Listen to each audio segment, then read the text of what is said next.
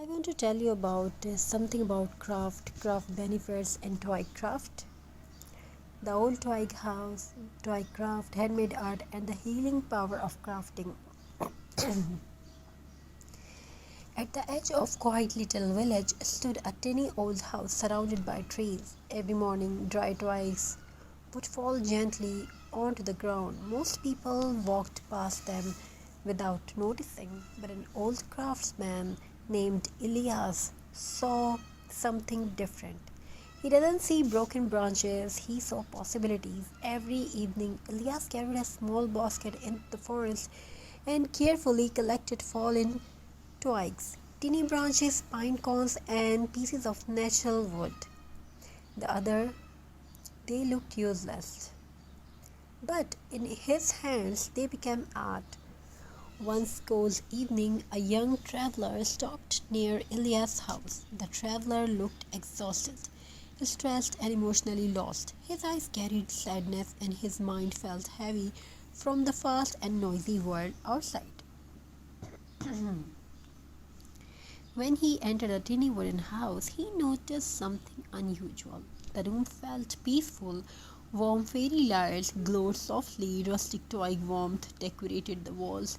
Tiny handmade wooden crafts rested beside jars wrapped with jute rope. Everything looked simple, yet everything felt calming. The traveler asked softly, "Can a small place feel so peaceful?" Elias smiled gently and replied, "Because handmade things carries quiet energy." Then he handed a traveler a few dry twigs, glue, and a wooden board, creating something. He whispered. At first, the traveler hesitated.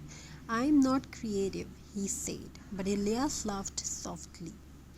"Crafting is not about perfection," he replied. "It is about peace." Slowly, the traveler arranged the tiny twigs into the shape of a tree. Then he added small pebbles beneath it. As his hands moved carefully, something unexpected happened.